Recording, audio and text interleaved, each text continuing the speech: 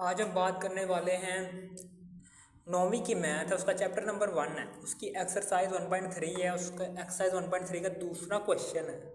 ठीक है, इस दूसरे क्वेश्चन में वो कह रहा है the diagram shows right angled triangle A B C. यानी कि ये जो सी डायग्राम है ना, क्वेश्चन में दी हुई है ये डायग्राम। ठीक है ना, ये डायग्राम क्या है, राइट एंगल्ड है। राइट एंगल्ड किसे कहते हैं? ऐसी ट्रायंगल के जिसमें 90 डिग्री का एंगल बन रहा हो। ठीक है, ये देखें यहाँ पर, ये देखें ये 90 डिग्री का एंगल बन रहा है, ये और ये, इसके दरमियान देखें ये 90 डिग्री का एंगल बन रहा है। डी रख के देख लेना। ठीक है ना, ऐसी राइट एंगल ट्रायंगल ऐसी ट्रायंगल होती है कि जिसमें 90 डिग्री का एंगल, ठीक है, परपेंडिकुलर में बन रहा होता है। परपेंडिकुलर में 90 डिग्री का एंगल बन रहा होता है। ठीक है, समझ आ रही है आपको? ये राइट एंगल ट्रायंगल ABC है। ठीक है, in which the length of AC is √3 plus √5 centimetre. वो कह रहा है कि AC की जो सी लेंथ है वो है जी √3 प्लस √5 सेंटीमीटर। कह रहा है the area of triangle ABC is 1 plus √5 centimetre whole का स्क्वायर। ये उसने हमें बता दिया है, तो हम ये लिख लेंगे यहाँ पर कि सवाल के अंदर उसने हमें बताया है कि एरिया ऑफ ट्रायंगल ABC वो क्या है? 1 प्लस √15 √15 सेंटीमीटर होल का स्क्वायर। बस ये लिखना, ये एरिया है किसका? ट्रायंगल ABC का। Find the length AB in the form A √3 plus B √5 centimetre. वो कह रहा है कि ये जो सी लेंथ है ना A और B की, ये AB की लेंथ फाइंड करो, और जो सा आपका आंसर आएगा ना AB की लेंथ का, वो कुछ इस शेप में आएगा। ठीक है, √3 लगा होगा और √5 और बीच में प्लस होना चाहिए। ठीक है, √3 के साथ कोई सा भी नंबर हो सकता है, 1 2 3 4 5 6 -2 -3। √5 के साथ कोई सा भी नंबर हो सकता है, 1 2 3 4 5 6 7 8। और उसने ये भी कह दिया कि A और B कोई से भी नंबर होने चाहिए, कोई से भी नंबर हो सकते हैं, लेकिन वो इंटीजर्स हों, where A and B are integers. A और B ये दोनों नंबर्स इंटीजर्स होने चाहिए। इंटीजर्स किसे कहते हैं? इन नंबर्स को, इंटीजर्स को हम Z से जाहिर करते हैं, जो 0 से शुरू होते हैं। इसमें प्लस का 1 भी आता है और माइनस का 1 भी आता है। इसी तरीके से इसमें प्लस का 2 भी आता है, माइनस का 2 भी आता है, और प्लस का 3 भी आता है, और माइनस का 3 भी आता है, और सो ऑन चलते रहते हैं। इनमें से कोई सा भी नंबर A और B हो सकता है। ठीक है, ओके। हमने क्या फाइंड आउट करना है? Length of AB, length of AB, हमने AB in right angled triangle ABC के अंदर हमने length of AB find out करनी है। अब हमें फार्मूला एक पता होना चाहिए कि एरिया ऑफ ट्रायंगल ABC, ये जो सा फार्मूला ना, ये आपने रट लेना है। ये होता है 1/2, ठीक है, हाइट मल्टीप्लाई बाय बेस। इधर आप परपेंडिकुलर भी लिख सकते हैं, perpendicular multiply by base. Height ये वाली A और B वाली, और बेस क्या होती है? AC, नीचे वाली चीज़, जो उनसी लेटी हुई चीज़ होती है। लेटी हुई लाइन को हम कहते हैं बेस, और खड़ी हुई लाइन को हम कहते हैं हाइट या परपेंडिकुलर। ठीक है, ओके, समझ आ गई? यहाँ पर अब हम लिख देंगे हाइट या परपेंडिकुलर कौन सी चीज़ होती है? जो खड़ी हुई लाइन हो, वो कौन सी है? AB। तो यहाँ पर लिख देंगे AB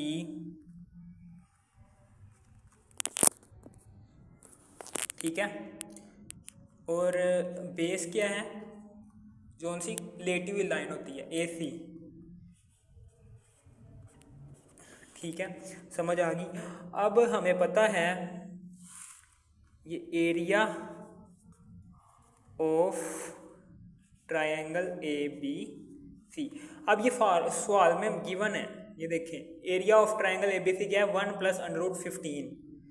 यहाँ पर लिख दो 1, ये ब्रैकेट ना लगाओ कुछ नहीं होता, 1 + √15 होता है, ठीक है। इसी तरीके से 1/2 ये A B, length of A B, ये तो हमने फाइंड आउट करनी है ना, ये वैसे की वैसी आ जाएगी। और लेंथ ऑफ ए सी हमें दी हुई है √3 + √5, √3 + √5। मैं ब्रैकेट लगा रहा हूँ ताकि कंफ्यूज ना हो जाओ आप, ठीक है। यहाँ पर मैं बड़ी ब्रैकेट लगा देता हूँ ताकि खूबसूरत नज़र आए, ठीक है। अब ये देखो ज़रा ध्यान से, ये 2 यहाँ पर डिवाइड हो रहा है, उधर जाकर मल्टीप्लाई हो जाएगा। लो जी, ये 1 + √15 के साथ मल्टीप्लाई हो गया। इसी तरीके से ये देखें यहाँ पर, चलो यार एक एक्स्ट्रा स्टेप कर लेते हैं ताकि आपको समझ आ जाए मैं करना क्या चाहता हूँ। √3 + √5। अब ये देखो ध्यान से, ये 2 तो उधर चला गया ना, अब ये चीज़ √3 + √5, ठीक है, इधर मल्टीप्लाई हो रही है, नीचे जाके डिवाइड हो जाएगी। ये लो जी, 2 1 + √15 के नीचे ये वाली चीज़ आ गई, √3 + √5, ठीक है। और ए बी तो हमने फाइंड आउट करना है, ठीक है, लेंथ ऑफ ए बी ये तो हमने फाइंड आउट करनी है, ठीक है। अब इसको मैं सीधा करके लिख देता हूँ। आमतौर पर जो सी हमें चीज़ फाइंड करनी होती है वो हमेशा लेफ़्ट साइड पर लिखते हैं, और जो सोल्व करने वाली चीज़ होती है वो हमेशा राइट साइड पर लिखते हैं। ये हमेशा याद रखना, ये मैथ का असूल है, ठीक है। इसी तरीके से अब ये देखें, अब हम ये नीचे वाला डिनोमिनेटर इसको हम हल करने वाले हैं, ठीक है। कैसे हल करेंगे, पीछे हम 1.2 में पढ़ चुके हैं कि डिनोमिनेटर को सोल्व करने का तरीका क्या है। हम डिनोमिनेटर यानी कि जो बटे के नीचे वाली वैल्यू होती है उसका कॉन्जुगेट लेते हैं और उसके कॉन्जुगेट को इस पूरी वैल्यू के साथ मल्टीप्लाई भी करवा देंगे और डिवाइड भी करवा देंगे। कॉन्जुगेट कैसे लेंगे, बस आपने √3 और √5 इन 2 रकमों के दरमियान जो साइन है उसको बदल देना है ऑपोजिट साइन के अंदर, ठीक है। इस तरीके से यानी कि √3 √5 बटे के ऊपर भी आ गया, √3 √5 बटे के नीचे भी आ गया। लेकिन यहाँ पर हमने प्लस वाला √3 √5 नहीं लगाना, यहाँ पर हमने माइनस वाला √3 और √5 लगाना है, ठीक है। मल्टीप्लाई करवा देंगे बस, और तो कुछ नहीं है। अब हम क्या करेंगे, ये ऊपर वाली मल्टीप्लाई हो रही हैं तो मल्टीप्लाई करवा देंगे, 1 + √15 और ये भी ऐसे ही √3 - √5 डिवाइडेड बाय, नीचे फार्मूला बन रहा है a + b a - b, ठीक है। तो ये फार्मूला बन रहा है पहले a का होल का स्क्वायर माइनस b का होल का स्क्वायर। जो सी वैल्यू के अंदर जो सी इक्वेशन, ये इक्वेशन के अंदर पहला वाला नंबर होगा ना उसको हम a का नाम देंगे, वो √3 पहले आ जाएगा। इसी तरीके से इक्वेशन के अंदर जो है दूसरी वाली वैल्यू होगी उसको हम b का नाम देंगे, वो इसमें b वाले में आ जाएगा, ठीक है। अब ये स्क्वायर √ से कैंसिल, स्क्वायर √ से कैंसिल, ओके। अब ये a को इस सारे से मल्टीप्लाई कर देंगे और +15 को इस सारे से मल्टीप्लाई कर देंगे। कैसे करेंगे, ये देखिए ऐसे कि यहाँ पर डाल देंगे 2 और बड़ी वाली ब्रैकेट डाल देंगे। ये जो सा 1 है ना ये देखिए मल्टीप्लाई हो रहे हैं ना, ये दोनों इक्वेशंस आपस में मल्टीप्लाई हो रही हैं। तो पहली वाली इक्वेशन का जो सी पहली वाली इक्वेशन की पहली वैल्यू दूसरी इक्वेशन पूरी के साथ मल्टीप्लाई होगी तो कर देंगे। ये 1 है ना, पहली इक्वेशन की पहली वैल्यू 1 है, वो दूसरी पूरी के पूरी इक्वेशन से मल्टीप्लाई होगी। इसी तरीके से घबराना नहीं, परेशान नहीं होना। इसी तरीके से पहली वाले इक्वेशन की दूसरी वैल्यू जो कि है प्लस √15 वो लिख लेंगे इधर, और इसको भी दूसरी पूरी इक्वेशन के साथ मल्टीप्लाई करवा दो, जो कि ये है √3 माइनस √5। ठीक है, ये लो मल्टीप्लाई करवा दिया हमने। नीचे आ गया 3 - 5। ठीक है, समझ आ गई। अब उसके बाद यहाँ पर ये 1 अंदर मल्टीप्लाई होगा, कर दो 1 अंदर मल्टीप्लाई होगा तो ये वैसी की वैसी इक्वेशन हमारे पास नीचे आ जाएगी, √3 माइनस √5, क्योंकि 1 कोई चेंज नहीं करता किसी चीज़ को, जब मल्टीप्लाई होता है वैसी की वैसी चीज़ आ जाती है नतीजे में। अब ये √15 जब √3 से मल्टीप्लाई होगा तो ये भी वैसे का वैसे ही आ जाएगा, √3 √15। इसी तरीके से √15 जब √5 के साथ मल्टीप्लाई होगा, √15 मल्टीप्लाई हुआ √5 के साथ। यार ये चीज़ जो सी है ना, ये चीज़ मैं मिटा रहा हूँ क्योंकि ये मैंने समझा दी हुई है। ठीक है, ये देख लेना, ये मैंने चीज़ समझा दी हुई है, इसलिए मैं मिटा रहा हूँ क्योंकि मेरे पास जगह कम है। ठीक है,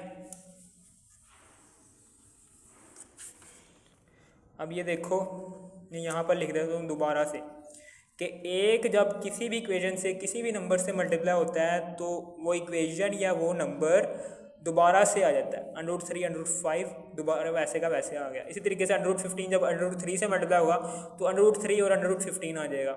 इसी तरीके से ये प्लस माइनस माइनस √15 जब √5 से मल्टीप्लाई होगा तो ये वैसे का वैसे √5 और √15 आ जाएंगे। ठीक है, ये लो 3 में से 5 गए, 5 में से 3 के 2 आ गया, और बड़ी रकम के आगे जो सा साइन है वो माइनस का है। यहाँ पर बड़ी रकम कौन सी है, दोनों में 5 है ना, तो 5 के आगे कौन सा साइन है, माइनस, तो ये 2 के साथ माइनस आ जाएगा बस। और ये 2 से कैंसिल हो जाएगा। ठीक है, और ये माइनस बाहर लिख लेंगे।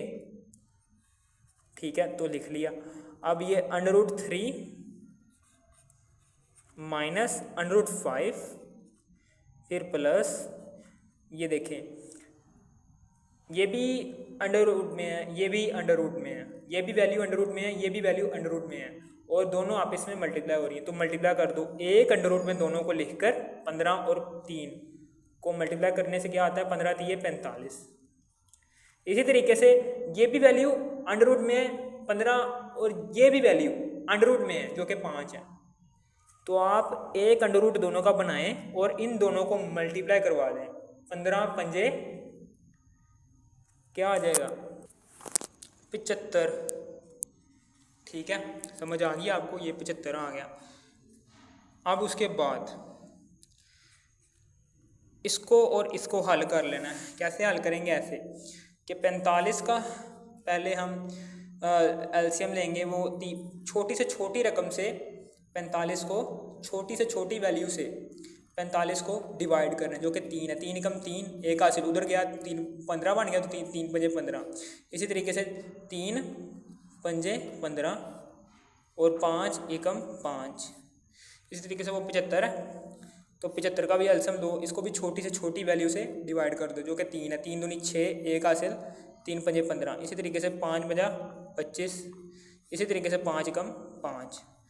अब हम क्या करेंगे, अब √3 माइनस √5 फिर प्लस इस √45 की जगह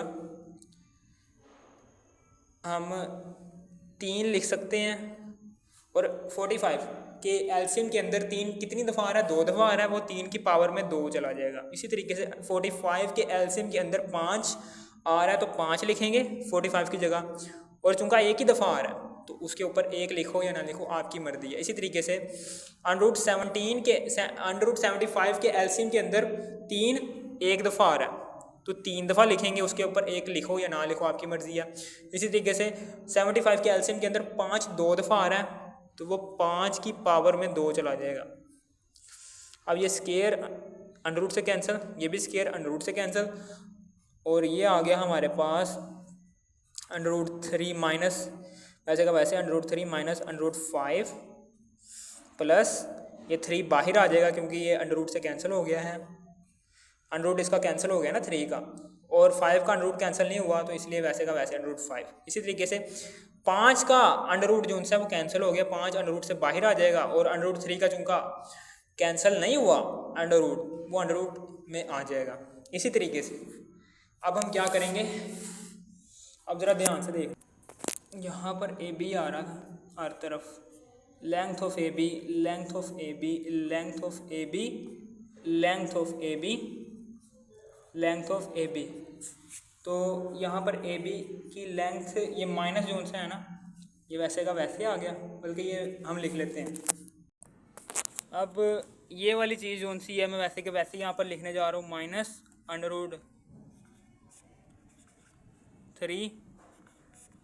√3 माइनस √5 प्लस 3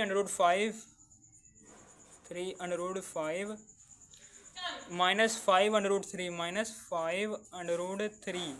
अब उसके बाद अंदर इसको मल्टीप्लाई कर देंगे माइनस।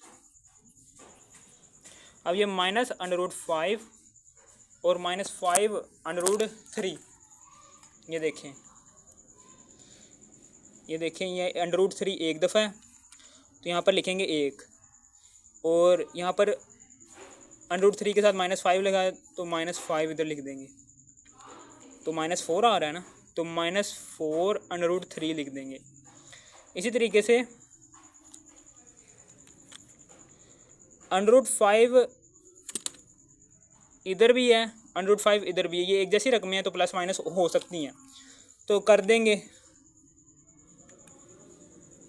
इधर एक दफ़ा √5 है तो वो √5 के साथ क्या लगा हुआ है, माइनस, तो -1।